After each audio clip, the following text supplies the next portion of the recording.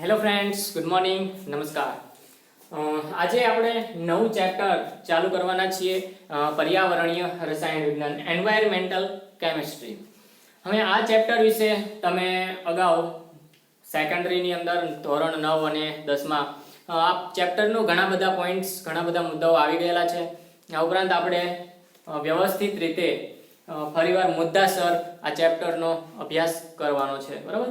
હવે આ ચેપ્ટરમાં તો સંપૂર્ણ થિયરી છે, વાંચીને સરસ રીતે સમજી શકાય તેવો પાઠ છે, તો સમજવામાં પણ સરળ પડશે કારણ કે બધું જ પર્યાવરણને લગતું છે, બરાબર. તો ચાલુ કરીએ આપણે પર્યાવરણીય રસાયણ વિજ્ઞાન ચેપ્ટર નંબર 14 એન્વાયરમેન્ટલ કેમિસ્ટ્રી. તો લેસન ચેપ્ટર શરૂ કરતા પહેલા જ આપણને બે લાઈન આપી છે, બરાબર. તો એ ઘણું બધું કહી જાય છે. આ ચેપ્ટરની જે બે લાઈન છે તે માણસને ઘણું બધું કહી જાય છે. એક સરસ મજાના ટોનની અંદર, વાક્યની અંદર ઘણું બધું કહેવા માંગે છે. શું છે કે વિશ્વે ડહાપણ વિનાની ચમક, બરાબર, વિશ્વે ડહાપણ વિનાની ચમક અને વિવેકહીન શક્તિ પ્રાપ્ત કરી લીધી છે, બરાબર. તો ચમક પ્રાપ્ત કરી લીધી અને શક્તિ પ્રાપ્ત કરી લીધી, પણ કેવી? ડહાપણ વિનાની ચમક અને વિવેકહીન શક્તિ, મતલબ કે અત્યારે જોઈએ તો ટેકનોલોજીનો ખૂબ જ પ્રમાણમાં વધારો થયો. ટેકનોલોજીના ઉપયોગથી રોજબરોજ આપણે નવા સાધનો, નવા મશીનરી, નવા ઉદ્યોગો સ્થપાતા ગયા, પરંતુ એના કારણે ઘણું બધું આપણે ટેકનોલોજીની મદદથી જીવન સરળ બની ગયું, બરાબર. પરંતુ આ ટેકનોલોજીના ઉપયોગ કરવા પાછળ પર્યાવરણનું શું થશે એના વિશે કોઈ પણ વિચાર્યું નહીં. મતલબ કે ડહાપણ વિનાની ચમક મેળવી લીધી, ટેકનોલોજીનો ઉપયોગ કરવા માંડ્યો, ટેકનોલોજી વિકસાવવા માંડી, એના કારણે જે પર્યાવરણને થતું નુકસાન વિશે વિચાર્યું નહીં, બરાબર. એટલે ડહાપણ વિનાની ચમક જેને કહેવાય, આપણી પાસે શક્તિ તો મેળવી લીધી, ટેકનોલોજી મેળવી લીધી, વિકાસ કરવા લાગ્યા ટેકનોલોજીનો. રોજબરોજના જીવનની અંદર ટેકનોલોજી ઘણી બધી કામ આવે છે, પરંતુ એના વપરાશથી જે પર્યાવરણને નુકસાન થાય છે, સમાજને, વિશ્વને જે નુકસાન થાય છે એના વિશે કોઈ પણ પ્રકારનું વિચાર્યું નહીં, અને વિવેકહીન શક્તિ મેળવી લીધી, બરાબર. તો વિવેક વગર આપણે બધાનો ઉપયોગ કરવા માંડ્યા અને વિવેકહીન શક્તિ મેળવી. ત્યાં ઉપરાંત શું કહે છે કે આપણું વિશ્વ કેન્દ્રીય રીતે મહાદાનવ તથા નૈતિક રીતે શિશુ છે. એટલે કેન્દ્રીય રીતે મહાદાનવ છે અને નૈતિક રીતે શિશુ છે. નૈતિક રીતે એટલે કે નીતિમત્તા રીતે શિશુ છે, પરંતુ જે ટેકનોલોજીના ઉપયોગથી મહાદાનવ મોટો માણસ બની ગયો છે, રોજબરોજના ટેકનોલોજીના કારણે ખૂબ જ આગળ પડતો વધી ગયો છે, પરંતુ જો નીતિમત્તાની દ્રષ્ટિએ હજુ એ નાનો બાળ છે. કેમ કે ટેકનોલોજીના ઉપયોગથી ઘણું બધું પ્રાપ્ત કર્યું, ઘણું બધું ટેકનોલોજી વિકસાવી, પરંતુ એનું કોઈ પણ પ્રકારનું ડહાપણ વિનાની ચમક, એટલે કે એના પાછળ શું થશે, ટેકનોલોજીના ઉપયોગથી, વધારે પ્રમાણના ઉપયોગથી પાછળ શું થશે, એ કોઈ પ્રકારનો વિચાર કર્યો નહીં, બરાબર. તો બે લાઈન ચેપ્ટરની શરૂઆતમાં જે છે ઘણું બધું કહી જાય છે પર્યાવરણની જાળવણી માટે, બરાબર. તો હવે આ ચેપ્ટર આપણે ચાલુ કરીએ. તો આ ચેપ્ટરમાં શું છે, તો પર્યાવરણ શું છે, પર્યાવરણને પ્રદૂષણ કરતા ઘટકો વિશે જોવાનું છે, હવાનું પ્રદૂષણ જોવાનું છે, જેની અંદર ધૂમ્ર વગેરે વિશેનો અભ્યાસ કરવાનો છે. આ ઉપરાંત પાણીનું જળ પ્રદૂષણ વિશે અભ્યાસ કરવાનો છે, પાણીના શુદ્ધિકરણનો અભ્યાસ કરવાનો છે, બરાબર. તો આટલા પોઈન્ટ્સ આપણે આ ચેપ્ટરમાં જોવાના છે. તો સર્વપ્રથમ આપણે ચાલુ કરીએ પર્યાવરણીય રસાયણ વિજ્ઞાનની અંદર. પર્યાવરણ એટલે શું? તો કે માનવની આસપાસ, પૃથ્વીમાં જે રહેલ, આપણી આસપાસ રહેલા વાતાવરણને શું કહેવાય? પર્યાવરણ કહેવાય, બરાબર. તો હવે પર્યાવરણની અંદર જો કોઈ પણ પ્રકારના અનિચ્છનીય ફેરફાર કરવામાં આવે તો પ્રદૂષણ, જેને પ્રદૂષણ કહેવાય. એટલે કે પર્યાવરણીય અભ્યાસ આપણી આસપાસ સામાજિક, આર્થિક તેમજ જૈવિક, ભૌતિક, રાસાયણિક પરિબળોના આંતર સંબંધને સમજાવે છે. અહીં પર્યાવરણીય રસાયણ વિજ્ઞાન પર આપણે ધ્યાન કેન્દ્રિત કરવાનું છે, કારણ કે ચેપ્ટરનું નામ જ છે પર્યાવરણીય રસાયણ વિજ્ઞાન. પર્યાવરણ ઉપર રસાયણ વિજ્ઞાનની પ્રગતિના કારણે અથવા તો રાસાયણિક ઘટકોના કારણે પર્યાવરણ પ્રદૂષણ થાય તો એને કહેવાય પર્યાવરણીય પ્રદૂષણ. બરાબર. તો હવે પર્યાવરણીય પ્રદૂષણની અંદર આપણે ચેપ્ટર ચાલુ કરતા પહેલા પર્યાવરણીય પ્રદૂષણ વિશે જોયું કે રસાયણ વિજ્ઞાન લીધે રાસાયણિક દ્રષ્ટિએ જે આપણને પર્યાવરણને નુકસાન થાય એને પર્યાવરણીય રસાયણ વિજ્ઞાન કહેવાય. કેમ કે રાસાયણિક ઘટકો દ્વારા પર્યાવરણને નુકસાન થતું હોય, અમુક રાસાયણિક પ્રક્રિયા દ્વારા પર્યાવરણને નુકસાન થતું હોય તો એને કહેવાય રાસાયણિક પર્યાવરણ પ્રદૂષણ.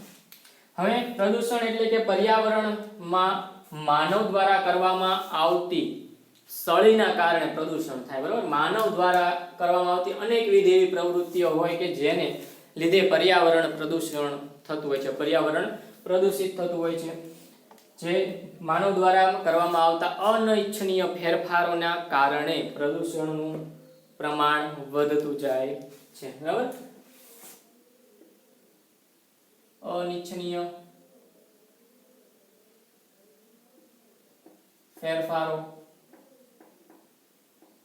ને કારણે પ્રદૂષણ ફેલાય છે, જેને પર્યાવરણીય પ્રદૂષણ, વાતાવરણીય પ્રદૂષણ કહેવામાં આવે છે. બરાબર. તો હવે આ પ્રદૂષણ ફેલાવે તો પ્રદૂષણનો ફેલાવો કરતા જે ઘટકો છે ને એને પ્રદૂષકો કહેવાય. બરાબર. પ્રદૂષણ ફેલાવતા ઘટકો જેને પ્રદૂષકો કહેવાય.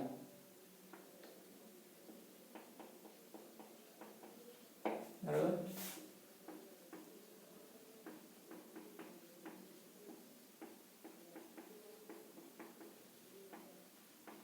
પર્યાવરણીય રસાયણ વિજ્ઞાન ચેપ્ટર નંબર 14.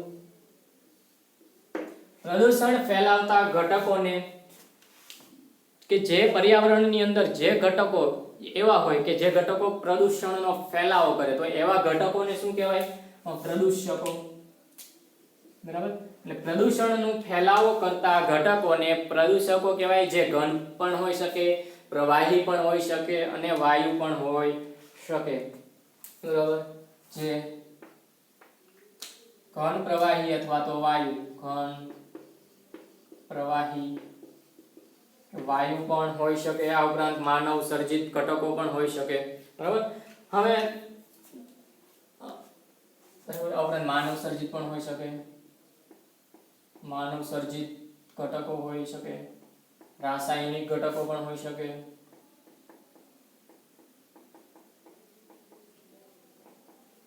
મતલબ કે જે પ્રદૂષણનો ફેલાવો કરે એવા જે ઘટકો હોય તો એને આપણે પ્રદૂષકો કહેવામાં આવે છે. હવે માણસ જ્યારે ખાય, બરોબર, માણસ ભોજન લે, આહાર લે તો એની અંદર પણ ઘણી બધી અશુદ્ધિઓ રહેલી હોય. તો અમુક અશુદ્ધિઓ માણસ સહન કરી લે અને અમુક અશુદ્ધિ દ્વારા માણસને અમુક પ્રકારના નુકસાન પણ થતા હોય છે. બરોબર. તો હવે આ જે ભોજન કરે છે માણસ, તો એની અંદર પણ અશુદ્ધિ હોય, અમુક નુકસાન કરે, અમુક નુકસાન ન પણ કરે. તો ખોરાક કરતા 12 થી 15 ગણી વધુ તો એ હવા લેતો હોય. બરાબર. શું છે કે માણસ ખોરાક કરતા 12 થી 15 ગણી હવા લે છે.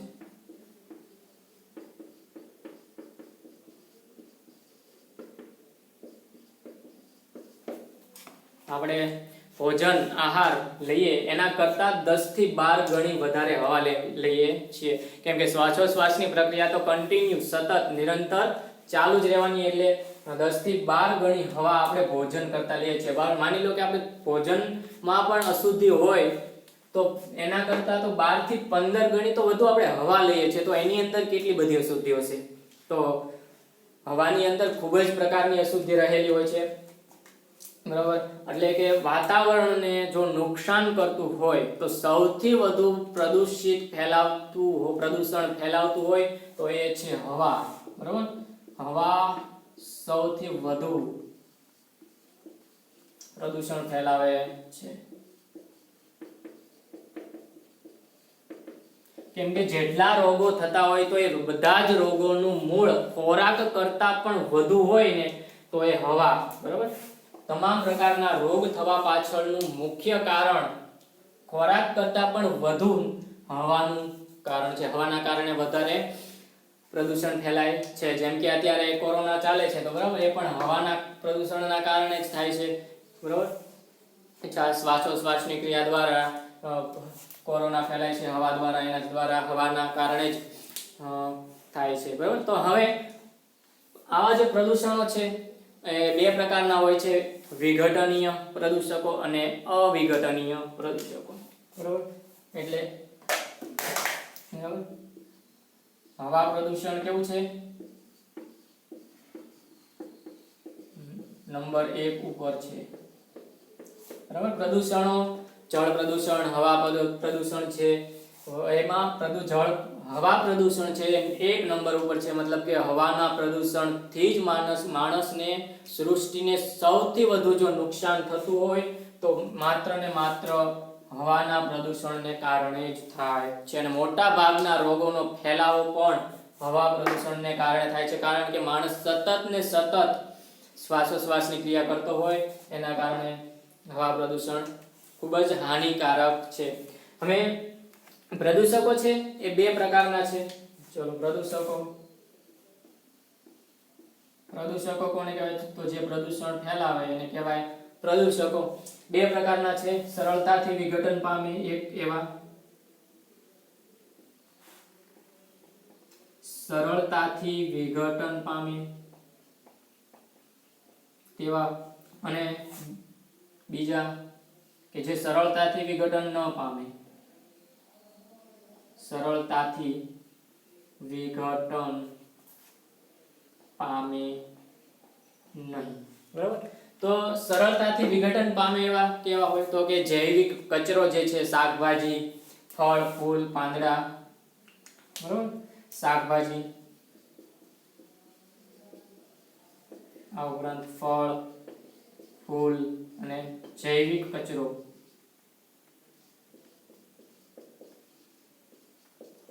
જે સરળતાથી વિઘટન પામે. બરાબર, તો શાકભાજી છે કે ફળ ફૂલ જે છે તો એ જમીન સાથે અથવા તો જમીનમાં થોડે ઊંડે સુધી જાય અને પોતે વિઘટન પામી જાય, પોતાનો સંપૂર્ણ જથ્થો નાશ પામી જાય. માટે એને કેવા કહેવાય?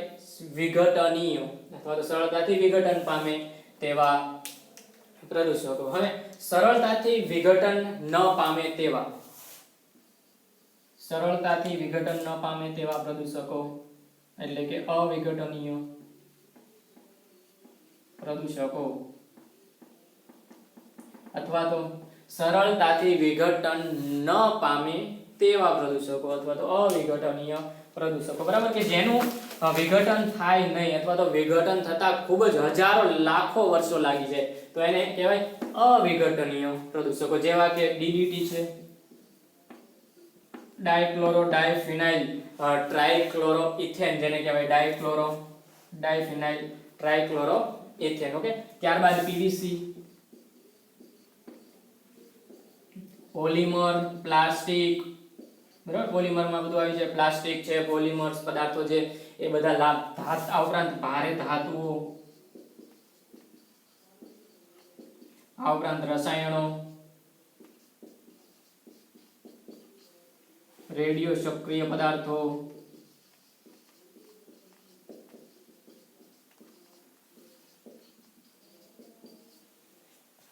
તો આ બધા જ પદાર્થો એવા છે, આ બધા જ પ્રદૂષકો એવા છે કે જેનું સરળતાથી વિઘટન થતું નથી. બરાબર, સરળતાથી વિઘટન થતું નથી મતલબ કે અવિઘટનીય છે.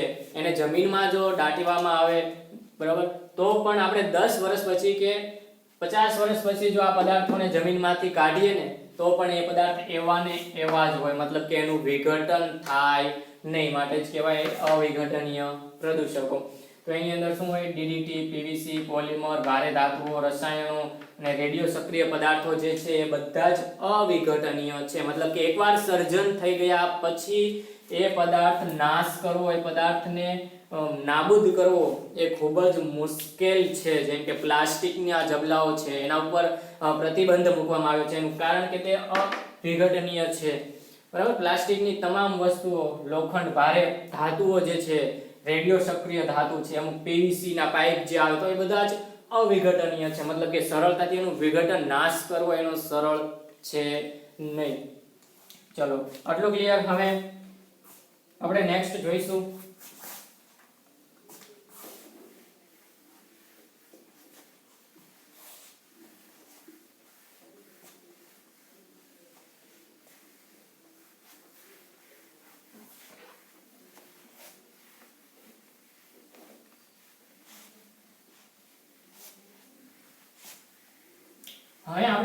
જોઈએ વાતાવરણીય પ્રદૂષણ. બરાબર છે, વાતાવરણીય પ્રદૂષણ.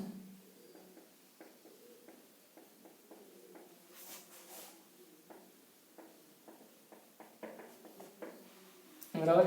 આના પછી આપણે જળ પ્રદૂષણ ભણવાનું છે. એના પહેલા વાતાવરણીય પ્રદૂષણ. તો વાતાવરણીય પ્રદૂષણ કોને કહેવાય? વાતાવરણમાં થતા પ્રદૂષણને, બરાબર, હવા પ્રદૂષણને વાતાવરણીય પ્રદૂષણ કહેવાય. હવે પૃથ્વીની સપાટી ઉપર આપણે જેમ જેમ ઉપર જઈએ ને એમ એમ અલગ અલગ સ્તર આવેલા હોય છે, જેમ કે ટ્રોપોસ્ફિયર, સ્ટ્રેટોસ્ફિયર, મેઝોસ્ફિયર અને થર્મોસ્ફિયર. એવા 4 પ્રકારના મુખ્યત્વે પૃથ્વીની સપાટીથી, દરિયાની સપાટીથી એવા 4 પ્રકારના સ્તર આવેલા હોય છે. ચલો દરેકનો આપણે વિસ્તારપૂર્વક અભ્યાસ કરીએ ને તો અહીંયા તો આપણે બે જ ભણવાના છે, ટ્રોપોસ્ફિયર અને સ્ટ્રેટોસ્ફિયર, મતલબ કે ક્ષોભ આવરણ અને સમતાપ આવરણ. ચલો તો હવે દરિયાની સપાટીથી 10 કિલોમીટરનું અંતર, ચલો આ થઈ ગયું 10 કિલોમીટરનું અંતર, બરાબર.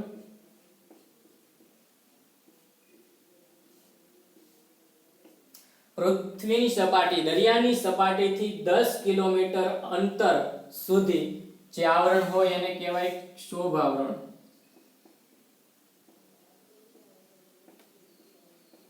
જેને ઇંગ્લિશમાં શું કહેવાય? ટ્રોપોસ્ફિયર.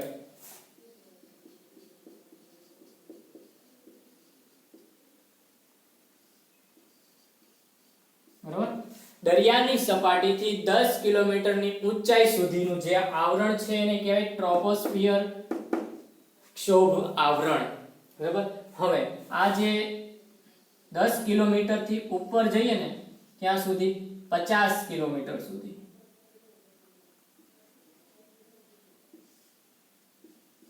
દસ કિલોમીટર પછીના જે 50 કિલોમીટરનું આવરણ જે છે એને કહેવાય સમતાપ આવરણ. શું કહેવાય? સમતાપ આવરણ.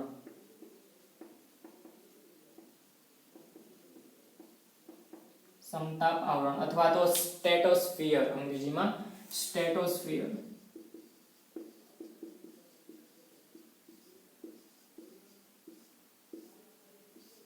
ઓકે.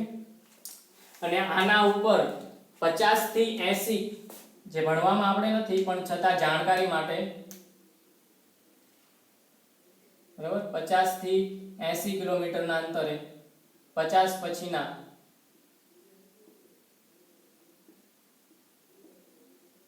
50 થી 80 કિલોમીટર સુધીના આવરણને મેઝોસ્ફિયર કહેવાય.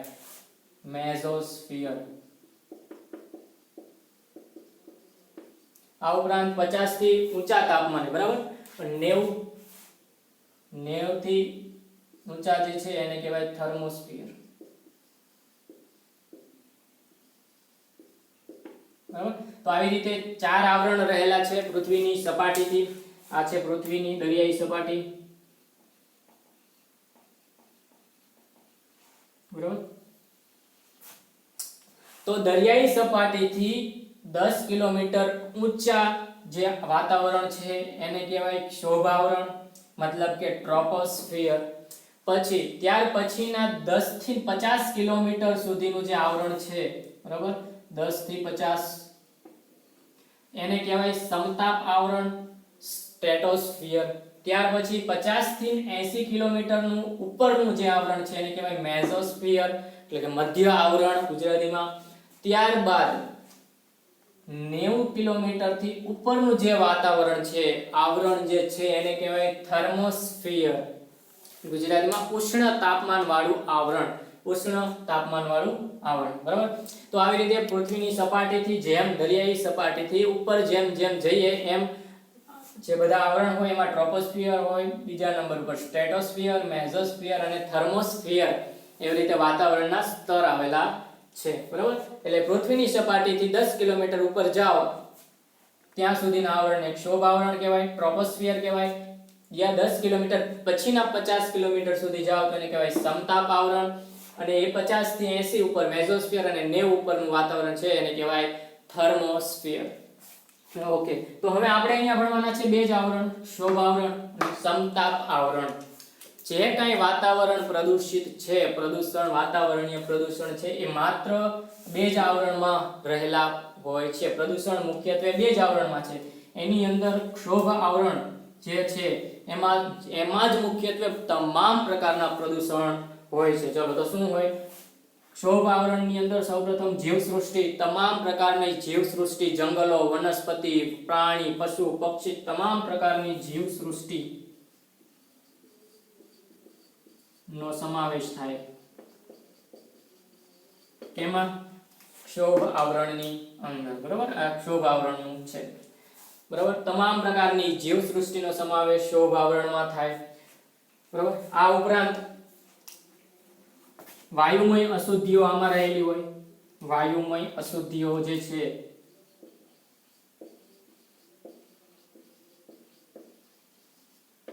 જેવી કે NO2, SO2, ધાતુઓ, તમામ પ્રકારની જીવંત પ્રણાલી, ઉપરાંત વાદળો, બરોબર, ક્લાઉડ, વાદળો, બરાબર, બાયોલોજીકલ કચરો, જૈવિક કચરો,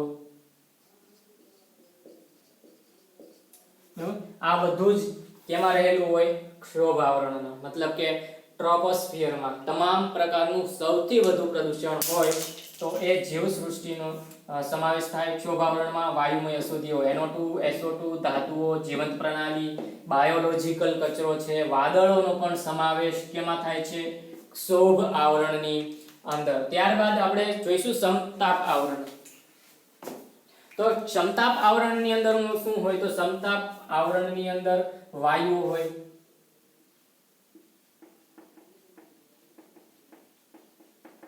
એની અંદર N2 હોય, O2 હોય, H2O ની બાષ્પ હોય, બરોબર. આ ઉપરાંત ઓઝોન સ્તર હોય, O3 ઓઝોન સ્તર,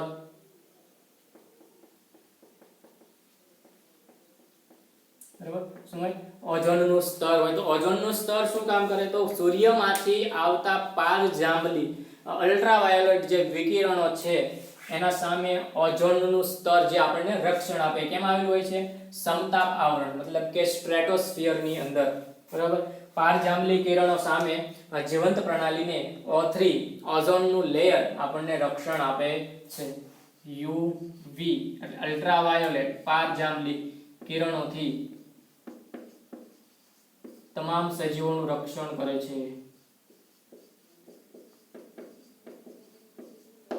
બરાબર. ઓઝોન વાયુ જે છે એ UV કિરણોથી, સૂર્યમાંથી આવતા પારજાંબલી કિરણો, અલ્ટ્રાવાયોલેટ કિરણો જે છે એ આપણને રક્ષણ કરે છે. UV કિરણોથી ઓઝોનનો સ્તર રક્ષણ કરે છે. પરંતુ જો આપણે કાર્બન ડાયોક્સાઇડ, કાર્બન મોનોક્સાઇડનો વધુ પ્રમાણમાં જથ્થો વાતાવરણમાં પ્રમાણ વધવાથી શું થશે? O3 ના સ્તરમાં ગાબડા પડશે. પરિણામે UV કિરણો ડાયરેક્ટ પૃથ્વી ઉપર આવશે અને ગ્લોબલ વોર્મિંગ સર્જાશે, જે આપણે આગળ ભણવાના છીએ. બરોબર. ચલો તો એટલું ક્લિયર. વાતાવરણીય પ્રદૂષણ એના 4 આવરણ, એમાં આપણે 2 આવરણ ભણવાના છે: ક્ષોભ આવરણ, ટ્રોપોસ્ફિયર, સમતાપ આવરણ, સ્ટ્રેટોસ્ફિયર. ઓકે. હવે નેક્સ્ટ આપણે ક્ષોભ આવરણ જે છે એનું જે પ્રદૂષણ છે એના વિશે આપણે અભ્યાસ કરશું કે પૃથ્વીની સપાટીથી, દરિયાઈ સપાટીથી 10 કિલોમીટર સુધીના આવરણ ટ્રોપોસ્ફિયરમાં કયું પ્રદૂષણ હોય. બરાબર. હવામય પ્રદૂષણ વિશે આપણે વિસ્તૃત અભ્યાસ કરીએ. તો આને હું ઇરેજ કરી દઉં છું.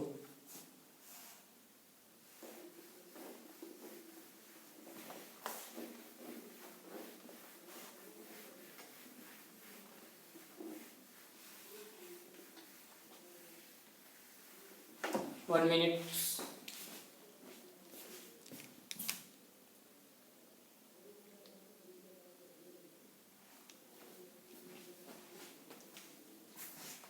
चलो तो नेक्स्ट करिए क्षोभ आवरणीय प्रदूषण. बराबर, क्षोभ आवरणीय प्रदूषण.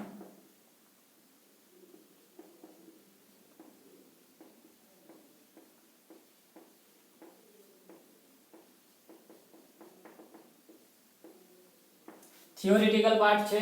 બરાબર, ક્ષોભ આવરણીય પ્રદૂષણ વિશે જોઈએ તો એની અંદર ક્ષોભ આવરણીય પ્રદૂષણની અંદર વાયુમય પ્રદૂષકો અને રજકણ સ્વરૂપના પ્રદૂષકો એમ બે પ્રકારના પ્રદૂષકો હોય. એમાં જોઈએ વાયુમય પ્રદૂષકો.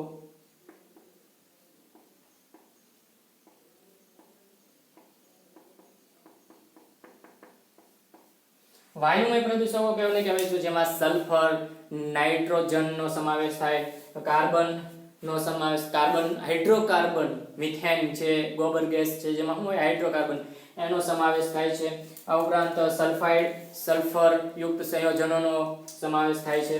બરાબર, ઓઝોન અને ઓક્સિડેશન કરતા પદાર્થોનો પણ વાયુમય પ્રદૂષકોની અંદર સમાવેશ કરવામાં આવે છે. ચલો, સલ્ફર,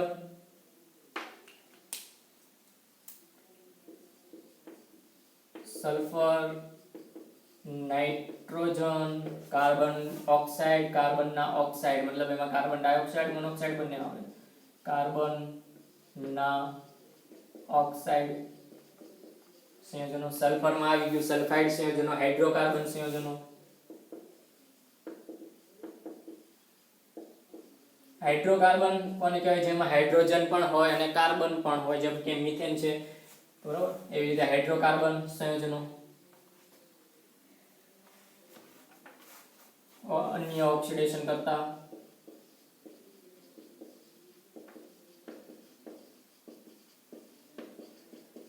તો આ બધાનો સમાવેશ થાય છે વાયુમય પ્રદૂષકોની અંદર. બરોબર, સલ્ફર, નાઇટ્રોજન, કાર્બનના ઓક્સાઇડ, હાઇડ્રોકાર્બન અને અન્ય ઓક્સિડેશન કરતા પદાર્થો છે તો એનો ઉપયોગ વાયુમય પ્રદૂષકોની અંદર થાય. ત્યારબાદ રજકણ પ્રદૂષકો. રજકણ સ્વરૂપના પ્રદૂષકો. બરાબર, આ થોડું IMP છે તો યાદ રાખવા માટે જરૂરી છે. પ્રદૂષકો એની અંદર ધૂળ, રજકણ સ્વરૂપના પ્રદૂષકો એની અંદર શું છે? ધૂળ છે, ધુમ્મસ છે. ધૂળ મતલબ કે ડસ્ટ. બરાબર, આ ઉપરાંત ધુમાડો, ધુમ્મસ. બરાબર, ધુમ્મસને કહેવાય ઝાકળ. બરાબર, આપણે જે ઝાકળ, ધુમ્મસ, બરાબર, એ ધુમ્મસ, મિસ્ટ જેને અંગ્રેજીમાં કહેવાય MIST. બરાબર, આ ઉપરાંત ધૂમ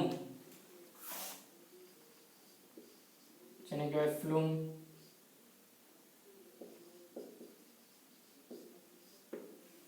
પછી ધુમાડો જેને કહેવાય સ્મોક. પછી ધૂમ્ર, ધુમ્મસ